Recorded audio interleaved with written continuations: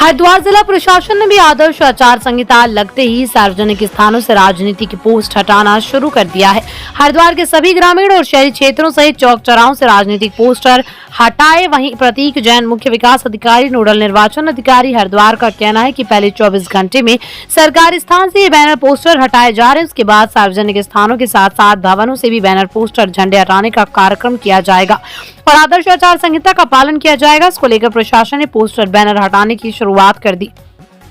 सरकारी कार्यालयों, सभागारों, अधिकारियों के कक्षों में लगे सभी जीवित राजनीतिक महानुभावों की फोटो भी हटेगी।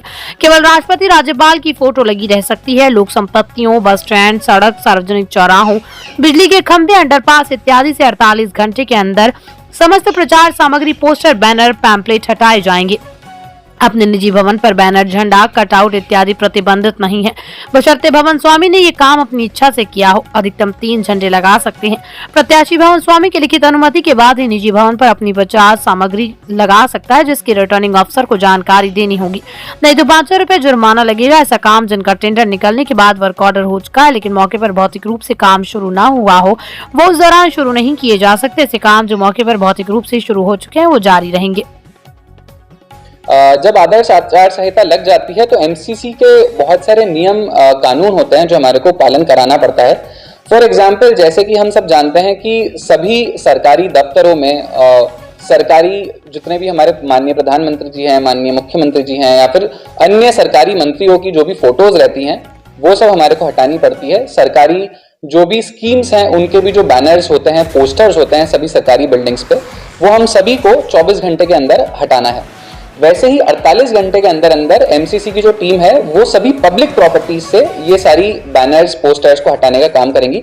पब्लिक प्रॉपर्टीज जैसे कि सड़क, पीडब्ल्यूडी की सड़कें या फिर विद्युत विभाग के बिजली के पोल या फिर वन विभाग के पेड़ या फिर कोई भी पब्लिक ऐसी प्रॉपर्टी है जैसे पार्क हो गए, वहां पे कोई भी वॉल पे अगर किसी भी तरह की सरकारी स्कीम के प्रचार प्रसार का या किसी पार्टी के द्वारा किसी कैंडिडेट के प्रचार प्रसार का कोई भी बैनर, पोस्टर या पेंटिंग लगी हुई है तो 48 घंटे के अंदर हटाई जाएगी।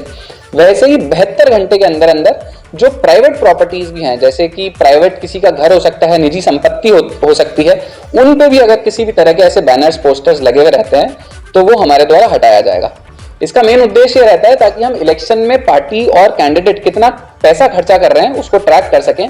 एक बार 72 घंटे के बाद जब ये सारी पोस्टर्स और बैनर्स हट जाते हैं, उसके बाद कोई भी बैनर, कोई भी पोस्टर, किसी भी तरह का पर्चा अगर कोई भी कैंडिडेट चिपकाता है, कहीं भी कोई पेंटिंग करवाते हैं, तो उस हर एक पेंटिंग, हर एक पोस्टर का जो खर्चा है वो उस कैंडिडेट के अकाउंट में दर्ज होता है और वो हमारे फाइनेंस विभाग द्वारा ट्रैक किया जाता है कि प्रत्येक कैंडिडेट द्वारा अपने प्रचार प्रसार के लिए कितना खर्चा किया जा रहा है। इसीलिए एक बार एमसीसी के दौरान 72 घंटे के अंदर अंदर सभी जगहों से इस तरह की पेंटिंग्स और पोस्टर्स हटा दिए जाते हैं ताकि 72 घंटे के बाद प्रचार प्रसार के लिए कितनी सामग्री हर एक कैंडिडेट यूज कर रहा है उसको हम ट्रैक कर सकें। टेंडर्स की बात है तो बहुत सारे ऐसे काम हैं जिनका टेंडर हो रखा है और वर्क ऑर्डर भी जारी हो रखे हैं। तो जो नियमावली हम फॉलो करते हैं उसके हिसाब से वर्क ऑर्डर जारी करने के बाद अगर फिजिकल तरीके से ग्राउंड पे काम चालू हो गया है तो ऐसे सारे जो ऑनगोइंग वर्क्स हैं उनको एमसीसी के दौरान नहीं रोका जाएगा। लेकिन अगर किसी काम का अभी तक टेंडर नहीं हुआ है या टेंडर होने के बाद वर्क ऑर्डर जारी करने के बाद फिजिकली वो काम चालू नहीं हुआ है तो वो काम अब हम चालू नहीं करवाएंगे।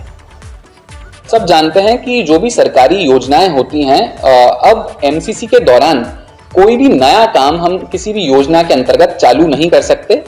ना तो हम नया काम चालू कर सकते हैं, ना ही हम कोई ऐसा सरकारी योजना का लाभ पब्लिक को दे सकते हैं। फॉर एग्जाम्पल, जैसे बहुत सारी पेंशनर्स होते हैं समाज कल्याण विभाग के या फिर हमारे बहुत सारे स्वयं सहायता समूह की महिलाएं होती हैं जिन्हें सरकार के द्वारा सहायता राशि दी जाती है, तो ऐसे कोई भी सहायता राशि या किसी भी तरह की पेंशन, किसी भी तरह की सरकारी योजना का लाभ हम किसी भी लाभार्थी को अभी नहीं देंगे। वैसे ही जहां तक कार्यों की काम है, कंस्ट्रक्शन वर्क्स की बात है, तो आप सबको बताना चाहूंगा कि हरिद्वार जनपद में हमारे 13,000 से ज्यादा ऐसे कंस्ट्रक्शन वर्क्स हैं जो कि ऑलरेडी जिनके टेंडर प्रोसेस में आ चुके हैं।